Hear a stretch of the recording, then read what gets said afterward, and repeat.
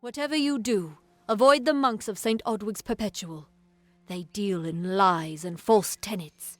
Their light of hope will leave you in shadow. If such creatures were not part of the authorities' plan, then they would not exist in nature, period. Mitharu's divine order governs all, even the Fae. It is the name I chose when I baptized myself in the clear waters of Mitharu. I have undergone the ordination rites, and am as legitimate as any monk. You don't know. It is less a mission than a fortress of deception, a citadel of lies. It throws its menacing shadow over all of Goreheart. Father Dinwell will try to defend his cause, but he is simply a soldier, marching to the orders passed down to him. None of them have minds of their own. He would be a good man if he could see past the rigidity of his faith. Mitharu embraces all, not simply those that the Church deems worthy. She was wronged by someone in this village. That is an injustice I can understand. By its appearance, you'd assume Goreheart is a pleasant place. Never make assumptions.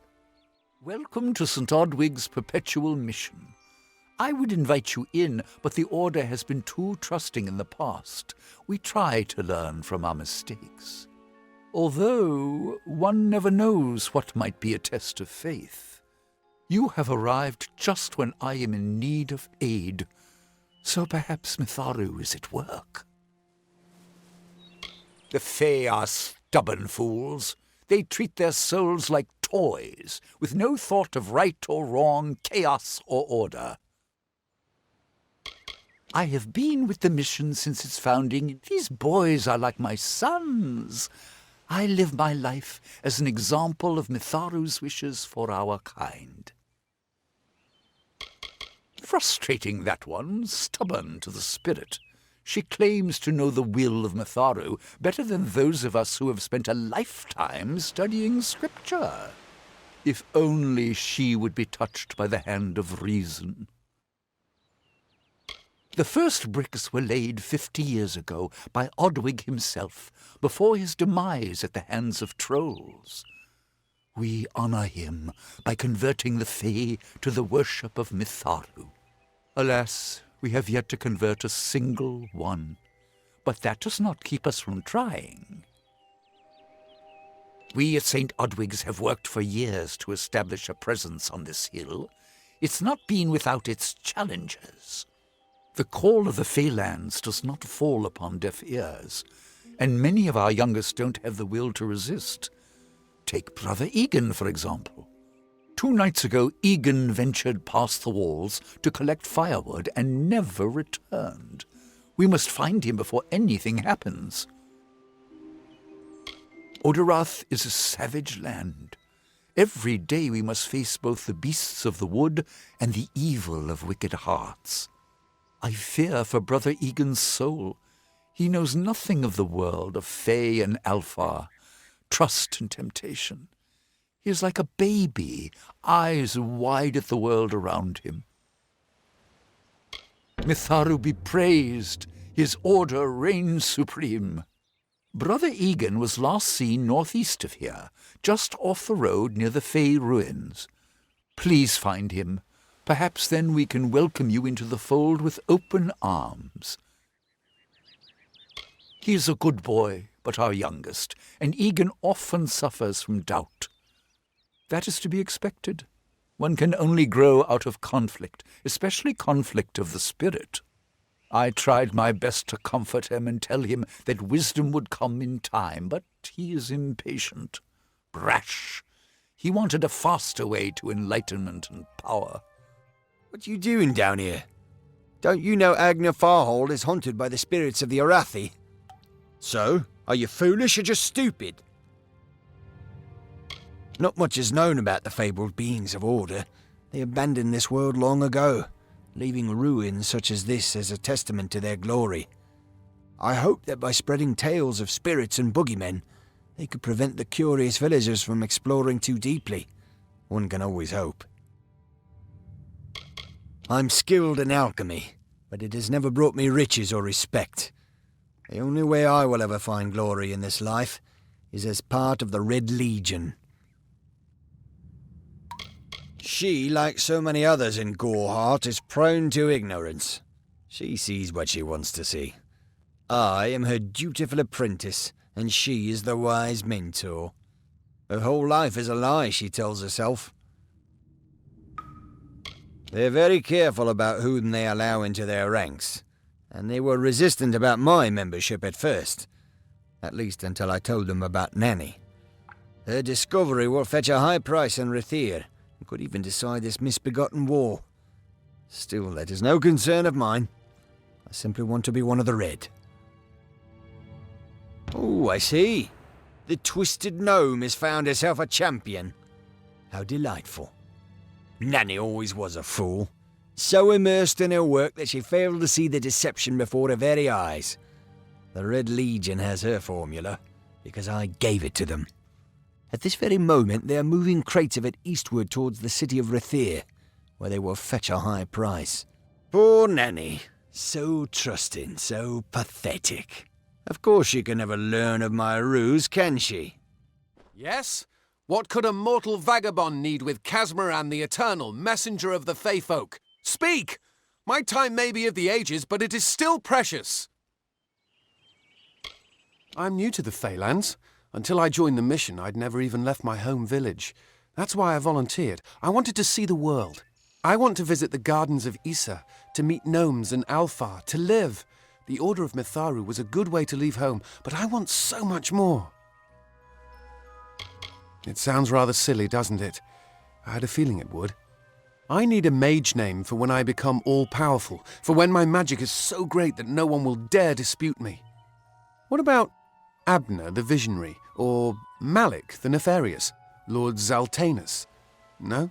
Then those were the good ones. Mortal races have no lasting grasp on this world, and in time the fair ones shall be our masters, beautiful and mighty. Legend tells of the great Fey city hidden beneath the canopies of Dalantarth. I've never met anyone who's been there, but I'm sure it's real. Yes, I'm quite sure. Not a doubt in my mind. Father Dimwell and the others are fools, and their silly mission will wither and crumble. Finna and Arbos have glimpsed it with their ever-seeing eyes. They believe I have the potential to succeed where all others have failed, including them. You see, they can't obtain what they desire, so they need someone more powerful to do it. Then they will bestow upon me the wisdom of the Fae. Wait! Father Dinwell sent you, didn't he? Old fool. His path to power was too plodding, and now he wishes to slow me down too. I have new friends, Fae friends.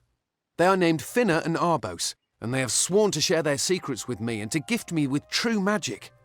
In exchange, they want an ancient treasure buried in the caverns of Waterhall Down. I'll retrieve it, eventually, as soon as I, feel like it. They are Fae twins, and they are beautiful, magical creatures. They've promised to teach me magic, to help me see the world as it really is. All they require of me is to fetch for them this relic. It's quite a bargain, believe me. Fine, if you want to be so noble, but don't expect any of the treasure. This is my key into a powerful new future, a future full of magic and wonders. Let's go. It is in the caves of Waterhall Down, a refuge for the wild Fae. If we're going to press on, then I'll ask you to stay close. I have no courage to speak of. Honest. Ask Father Dinwell. Local legend says that the great Fey mage Armin the Clever retreated to these caverns to hide his treasures from mortal hands. Among them, the Selkie Vale. What is this? Our little Egan has made a friend? I've a feeling this is going to be a problem. A charming boy, but simple. My brother and I do prefer them witless and eager. He would have done so much more for us if not for you. Before the war, we plundered Rathir from within.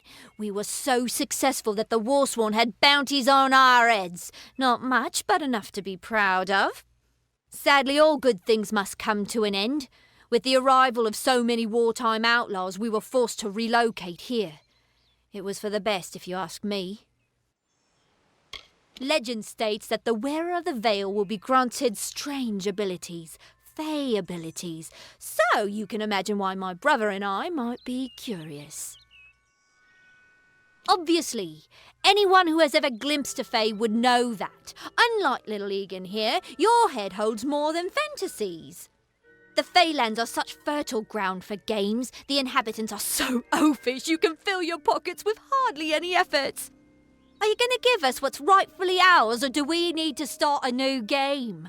My brother and I are always ready to play.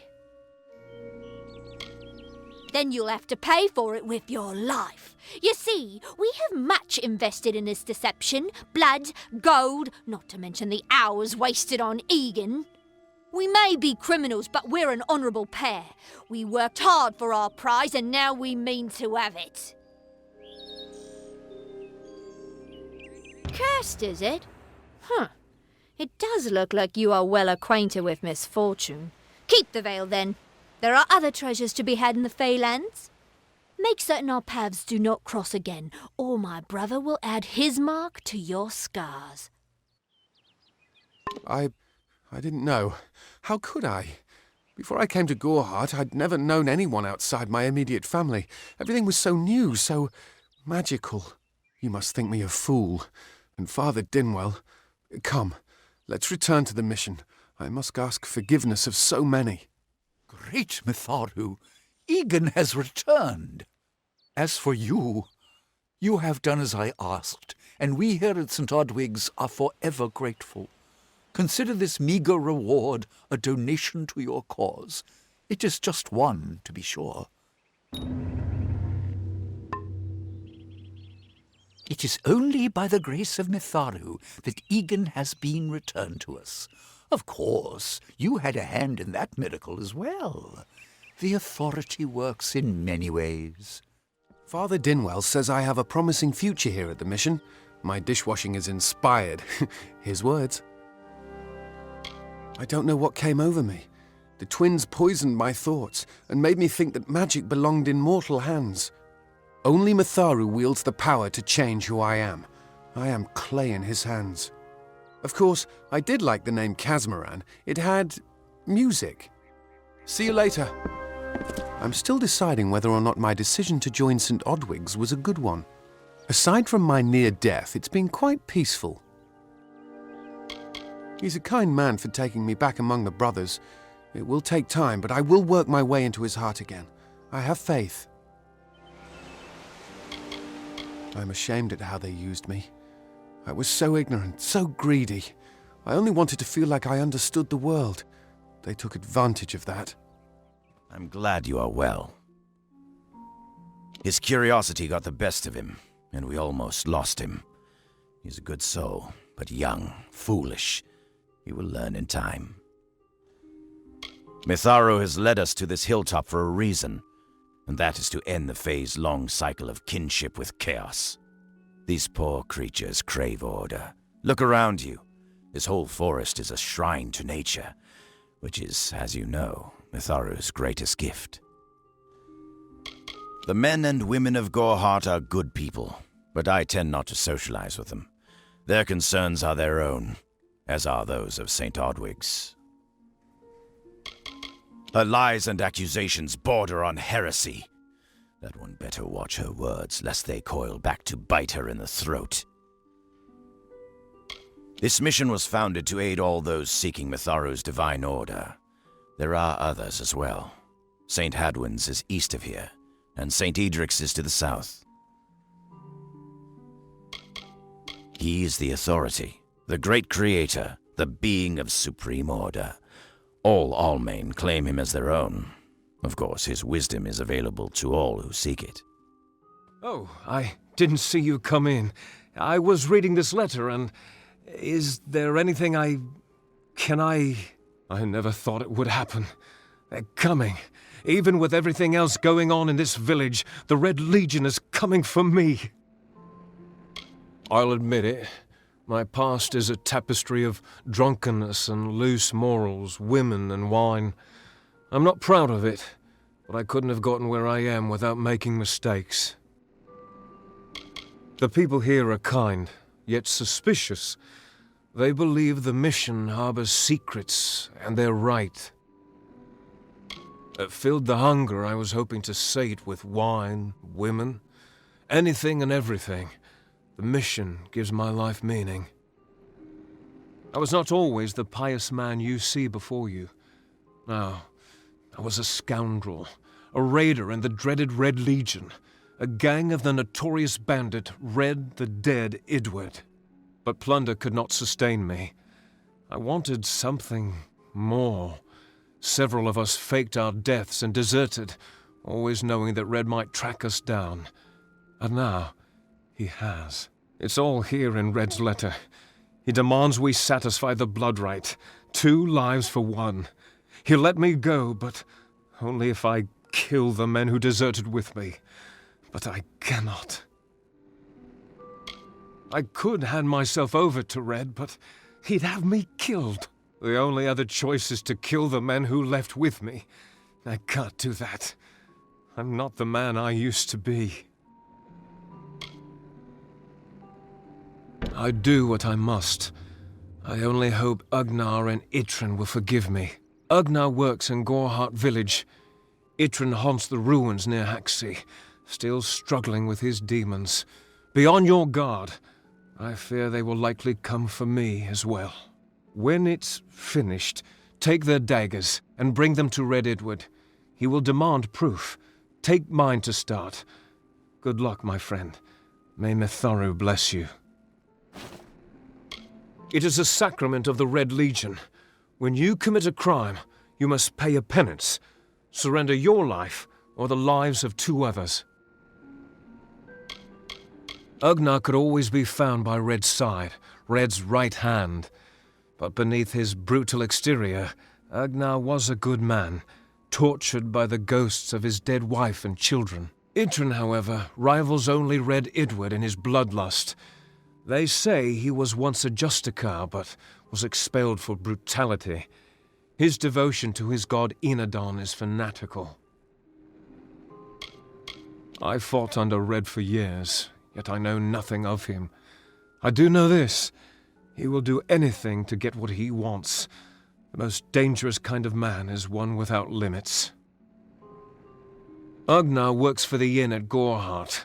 Itrin has taken to calling himself the Shade, and robs travelers in Haxi. Have you come to protest the mission as well? The news has spread to every village. It's on every tongue. We are so close. St. Odwig's cannot resist much longer. And once it relents, all others will follow in its wake. The tome will be ours. Father Dinwell is denying that women can be ordained as members of the Order of Mitharu, despite scripture to the contrary. I know that they've got the proof in their reliquary, an ancient ordination tome, but they've never let me close enough to get a glance. All are welcome into Mitharu's embrace. Ha! The hypocrites! Don't commit any crimes on my account. Of course, if Mitharu compels you to see justice done, then I won't stand in your way. The Brothers of St. Odwig's perpetual mission keep the valuable tome in their reliquary, but no one outside the Order is allowed a glimpse. Make it quick, I've got work to do. Can't pay my debts with firewood, not in Gorhart. I knew it was only a matter of time, and I'm not surprised. Delph will do anything to save his own hide, but hiring a sword to do his bloody work is disgraceful. If you want to collect my dagger, you'll have to fight me for it. Steel for steel. I used to be quite the scrapper. Didn't Delph tell you that? Edward knows where I am. When he shows up, the only thing to keep me from death is still having this knife. You're right. I've spent years trying to bury my past, hoping to wash away my sins with an honest day's work. If I took the blood right, Red would owe me once more. Take my dagger, tell him I'm dead, for the Ugnar Odgrey you once knew is truly gone. Great Mitharu, you found the ordination tome. I'd give a sack of gold to see the look on Father Dinwell's face. He will no longer be able to deny my entrance to the Order. Mitharu does embrace all. Thank you. I won't need any gold as a servant of Mitharu. Take what I have. It's yours. I will remember you in my prayers. Everyone in Gorhart is talking about the attacks. They say that the Red Legion is receding back into the shadows from whence they came. It is all thanks to you. You found the formula and destroyed it. Now, you may think you understand the impact of this act, but you truly do not. You are a friend to this village and to me, Nani Henry. Take this. It is not much, but it gives you an idea of my gratitude. May your hollow gods keep you, mortal. I am called Aerie. Your face is new to me. You are different from those in Gorhart. They amuse me, and I strive to learn all I can from them. Have you come to ask about the Tuatha? I can offer only what I know, and hope it will suffice.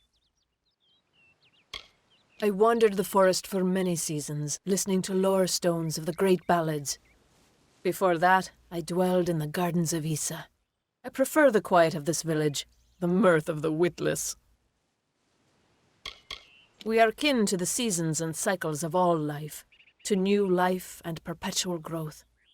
Mortals may view the warmth of the petals and smell the beauty of a newborn bud, but only Fae know the strength of the roots beneath the surface. Fae lands? Yes, I've heard these words before, but do not understand their meaning. There are only Fae, and there is only land. I do find Almain's sentiments so charming. I cannot reveal much. The gardens are the jewel of the summer court, a wonder beheld by few mortals. It is located far east of here in a wood so thick it would devour all but those who knew its secrets. Do not pursue such mysteries, mortal. They are not for you. I adore every sad soul in the village, even stubborn Herc with his tender heart, and drunken old Arnick. The widow fascinates me. She has no idea that her lover is dead. I watch them from my perch, hoping to learn the meaning behind their pursuits and passions. If I could, I would grant each of them an eternity. Alas, I cannot. They contain memories, great moments, ideas, songs and inspirations. The Fae do not record their words in ink or on paper. Ink fades, paper crumbles. Lore stones mark where our kind has made a lasting impression, where the seasons slowed to take note of glory on a grand scale. I find them so interesting, from their vestments to their odd habits and demeanors. Just yesterday I saw a monk from the Almain mission sneaking through the underbrush. Strange creatures you are. Strange, but glorious.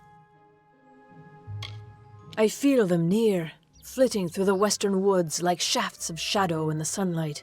What could have brought them here, I wonder? The Tuatha do not trouble themselves with easy prey. If they prowl these woods, it is for worthy quarry. Yes, I witnessed this crime, although I did not recognize the one who perpetrated it. It is often difficult to distinguish one mortal from another. The victim was Illuvia, but I knew her only by name.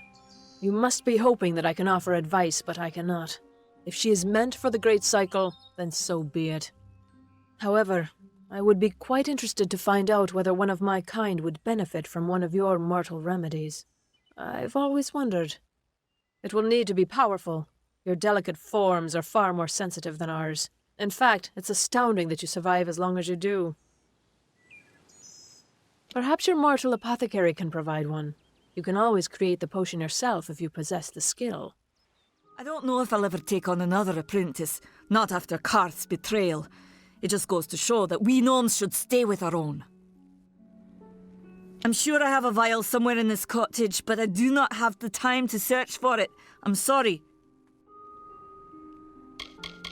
Do you really think I'm able to part with anything, much less one of my finest mixtures? This is a place of research. There is no charity. You made it. Just in time, too. Give me the potion. It will help, but it's not enough. Someone must go to the Fae and explain what happened here. One small misunderstanding and we'll no longer just be strangers to the Fae. We'll be enemies. She is a member of the House of Ballads, the legendary court of Fey heroes. They are warriors without equal, with centuries of glory to their names. If one of their own was killed by a mortal, the House of Ballads and its king would bring a fierce vengeance upon us. Gorehart would be a ruin by day's end. I'm not sure yet, but this is bad. She's Fey. Even worse, she's a knight in the House of Ballads. Fey don't kill their own, so it must have been someone in Gorehart. If the House of Ballads learns of this, the king will burn Gorehart to the ground. They see all mortals as invaders. We could go to the Warsworn and get an oath of protection, but that would require payment. We mustn't cover this up. But who do we tell? You're turning out to be very helpful, my friend. You have my gratitude. I'll see to it that you're honored. Rumor says that the House of Ballads has its headquarters not far from here, in Glendara to the northeast. Try to gain entrance if you can. Once they fought the Beasts of Chaos, marching to glory through many victories. Sadly, they fell, as all great men do.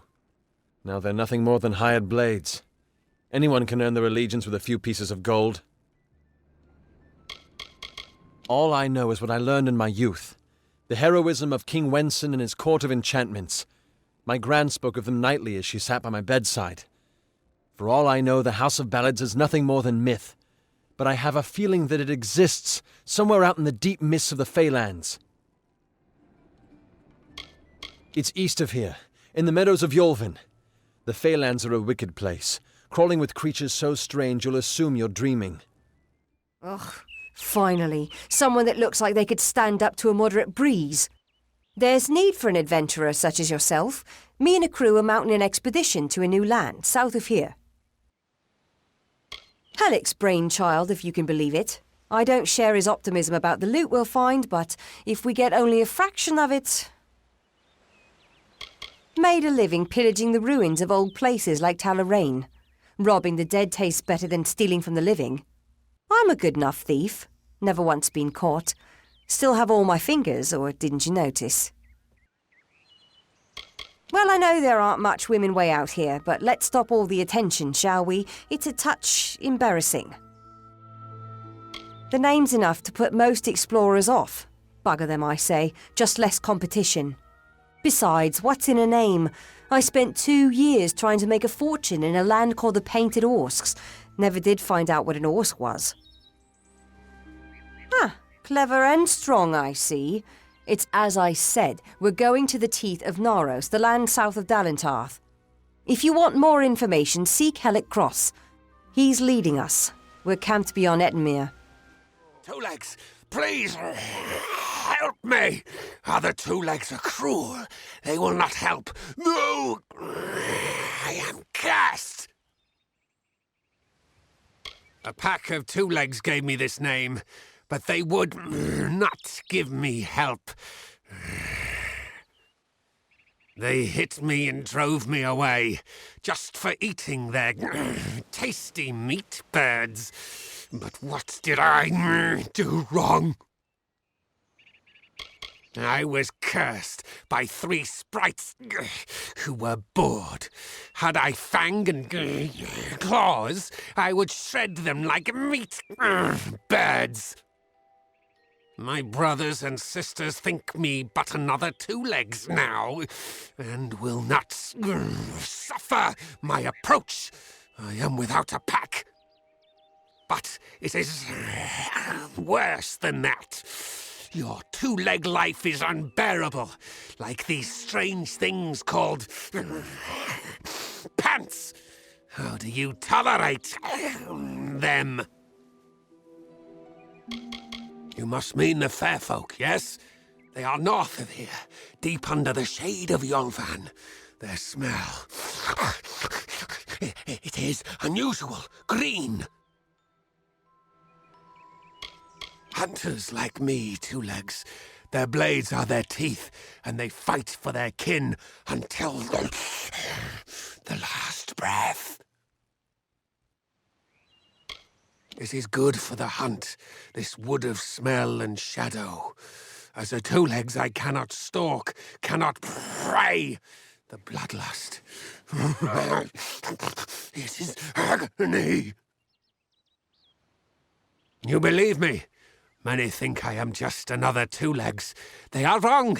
I am a wolf, cursed to wear this shape by evil sprites as some cruel game.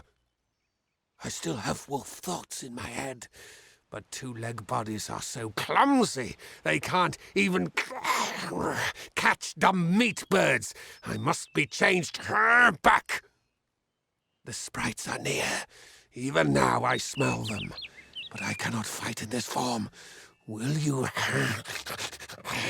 help, two-legs? Thank you, two-legs, but the task will not be easy. I need water from a magic well, guarded by the sprites that cursed me. Be warned, the sprites have much magic, for the well they guard is older than this wood, and from that they draw their power. Their pack is small, but they are each powerful. They came to this forest not long ago, drawn by the magic of the well. Were I a wolf, they could not best me, but as two-legs, I am clumsy and weak. Be careful. The sprites guard the well, which is near the river to the north. Beware them. They have much magic. Two-legs, do you come to me empty-handed? What is the meaning of this? The well holds powerful magic, as old as these trees. Our elders told us its true name. Your two-leg kind might call it the well that wanders. Throughout the forest, it would vanish and reappear, like a wolf on hunt. But what prey it seeks. Before I was cursed, I remember strongly atop the water was the scent of leechwood. Perhaps the well seeks that. It is a black pool. Old when the mighty trees were saplings. It used to wander throughout this corner of the wood until the sprites ensnared it. Proceed no farther, mortal. You are not one of our kind, and the seat of Sir Sagrel will never be occupied by one so mundane. Hallam the White prepares the contest, and he must not be interrupted at this our time of greatest need. It is to fill an unoccupied seat in the House of Ballads. This is not a mortal concern. If Hallam learns I told you, he may see to it that I am banned from the telling. I did not fear them in previous seasons. They were our allies, as important to us as the autumn is to spring. But the Tuatha have upset the balance. I am known as the Squire.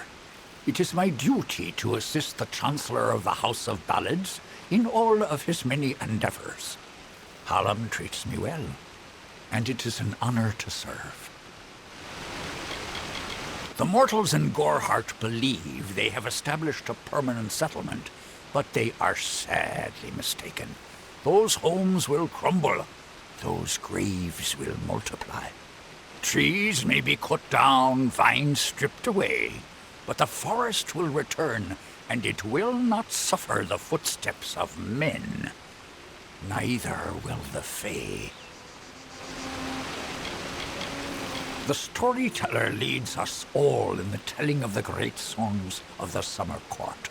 He administers our house and serves our great knights in the Court of Enchantments. Only the greatest heroes of the summer may be counted among the Court of Enchantments. Gwenson, Belmaid, Ferrara, Olaine, Eärmer, and Creth. Their glory unites all Fae in a common narrative. It is one of the few things our people share. The House of Ballads is home to the Court of Enchantments, where our heroes congregate and train before performing the feats that made them legends. There are 3 main structures on the grounds. The Court of Enchantments itself features the Wall of Saga, which depicts the most noteworthy songs in our canon. The Hall of Accolades is where the finest Fae crafters offer their services. Trainers can be found in the Summer Sanctuary, where we go when seeking enlightenment. He was one of our most beloved knights, a ballad's treasure. I can't bear to think of him dead, now across the sea, a warrior for our savage cousins in the Winter Court. This new breed of mad Fae has seized the Court of Winter in its grip. There can only be a summer and a winter. There is no other third order if we crave balance. No doubt you speak of Illuvia, impetuous fool. I told her to avoid your settlement, to avoid Odorath altogether. She never listened to my warnings. I will chastise her appropriately upon her return. It is a loss, yes, but not the first unexpected event in this telling. What happened? Attacked, you say? Your kind is too timid to even speak to us, and now you're trying to kill us. I do not understand it. However, your honesty is appreciated. Tell the people of Gorhart that they have nothing to fear from us. We mean them no ill will, as long as they leave the forest undisturbed as they found it. I should not be seen talking to you. It isn't good for my reputation. This does not concern you, mortal. You would not, could not, understand. One of our most beloved heroes has fallen. Sir Sagral's passing leaves his legend in peril. A seat in the House of Ballads cannot remain empty, lest the great stories end. And that must never happen. We are the collectors of tales, the warriors of lore, the most respected of all Summer Court heroes. Our deeds are known across the Fey lands. Our great knights, Wenson the Bold, Airmer the Pure, Olaine the Kind, are destined to repeat their quests for all eternity, that no Fey may ever forget. They remind us of who we are and what we've done, of our greatest achievements and our deepest losses. The house ensures those defining tales are never forgotten. Sir Sagral, Slayer of Volzigan, Lord of the Morning Mists, and Defender of the Crown of Haxi, was one of our most beloved knights. His tales have endured for generations. Several days ago he departed to do battle with the Grave Thresh, his most famous and legendary foe. But there was an event, a twist in the story. In this telling, it was the Thresh that bested Sagral. Such an outcome has never happened. I don't know what to make of it. You are bold, but that is not how tales are told in the House of Ballads. Only a worthy Fey hero may finish his quest, complete his story. However, these are strange times. Magic weaves itself in new patterns and change. It is the one thing with which we Fey have no experience. If you so choose, join the other pledges. You too may attempt to defeat the Grave Thresh, recover Sagral's ring, and take his seat in the House of Ballads. It is a popular tale, featuring the Summer Court's most treasured rogue. One afternoon, Sagral, his head sleepy with wine and dreams of women, awoke to a terrible roar. The treacherous maid of Windermere, villain of the House of Ballads, was summoning forth a beast from beneath the earth. She wished to send it against Wenson himself. When the maid departed, Sagril tread into the beast's lair and killed it, only to realize that it was simply the first of many deadlier enemies. What a song!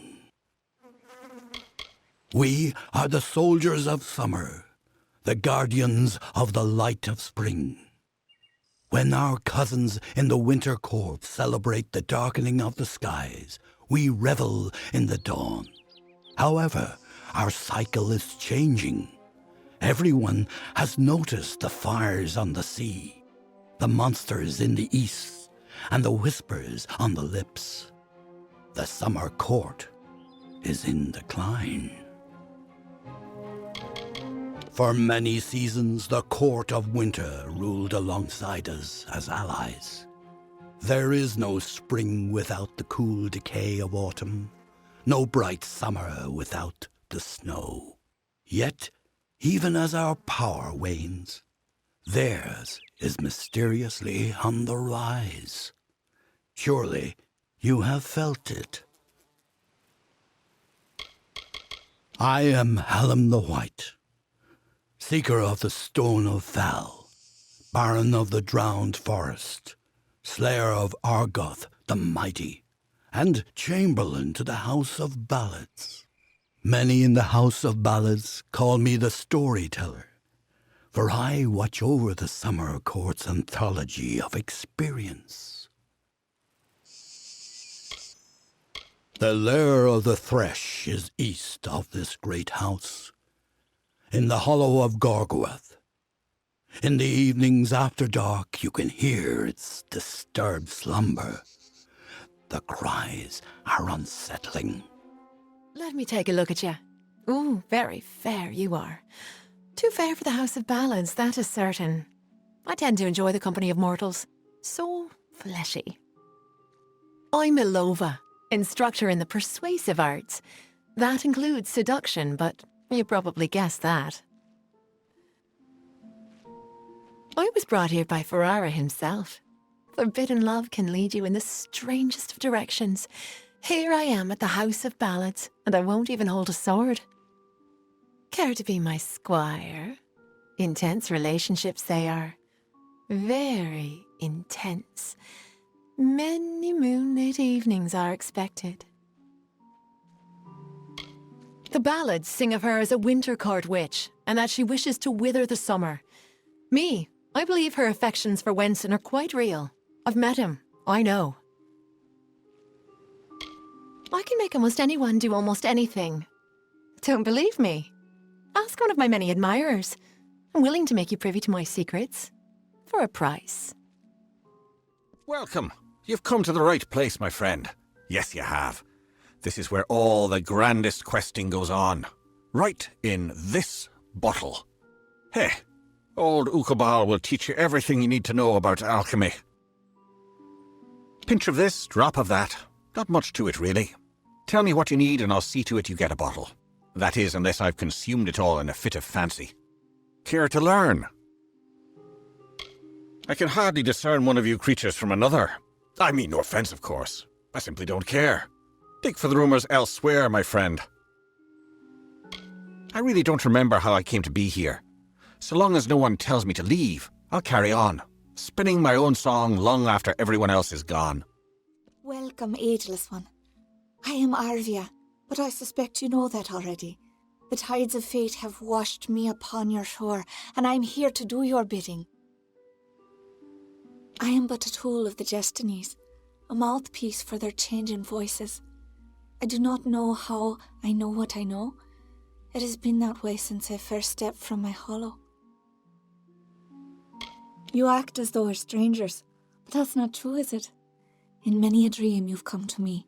Even in death you've brushed my consciousness.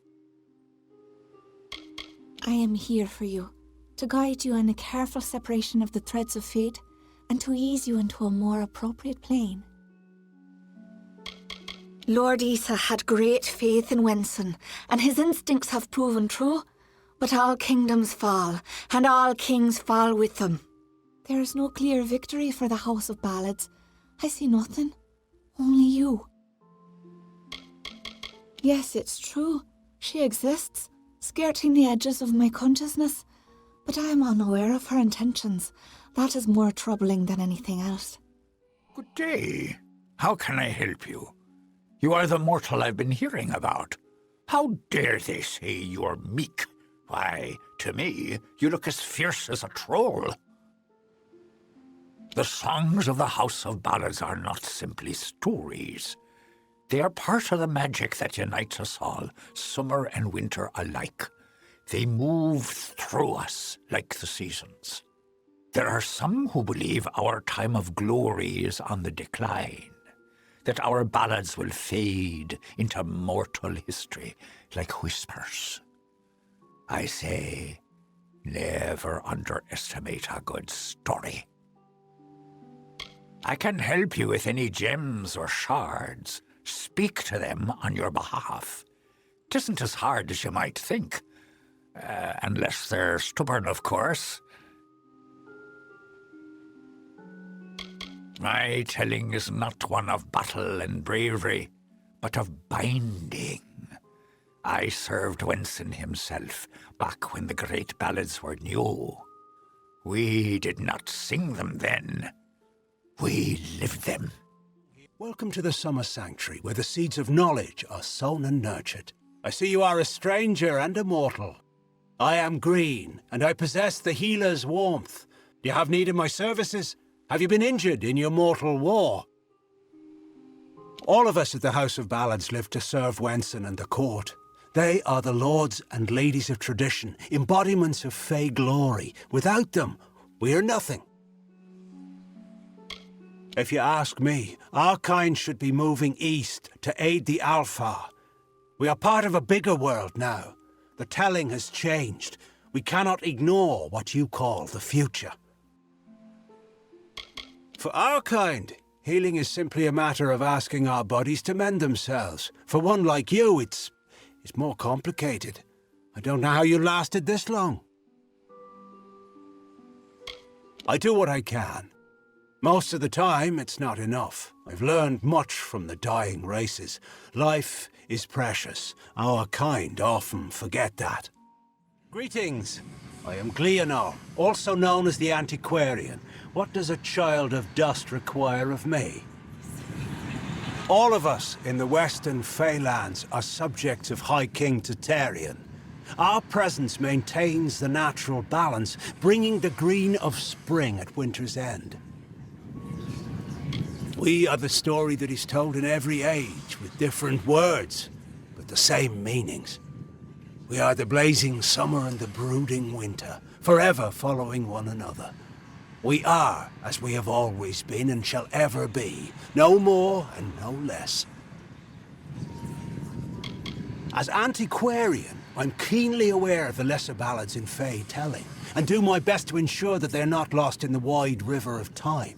I'm Keeper of the Echo Stone here in the House of Ballads. It has only come to us recently, but I find its purpose most fascinating. It is a new relic crafted by several of our most attuned Fey mages. Usually the notion of new repels me, but in this case, I can't help but feel a spark of curiosity. The Echo Stone can be used like a lore stone to experience past narratives, stories that have long since left the lips of their tellers. However, one can only use the Echo Stone if he has the right matching cairn, a magical key devised by Hallam the White himself. The role of the storyteller is the most important to the Fae in the Court of Summer. He watches the telling as it unfolds. His gaze is not on one ballad, but all of them. His wisdom is above us all, even the lords and ladies of the House of Ballads. The High King guides us in all the grand telling of the Fae. For you, tales are naught but a reminder of your inevitable decline. But for the Fae, our tales are eternal reminders of our truest selves. Here we celebrate the very heart of our kind.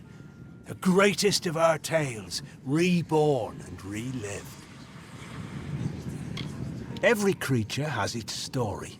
The wake it leaves behind in its travel, that is a telling. It is a narrative of defeats and victories that give every life meaning. Our Fae telling goes on from creation deep into the hidden end. Until then, we celebrate the small songs, the ones that celebrate the spring in which we find ourselves.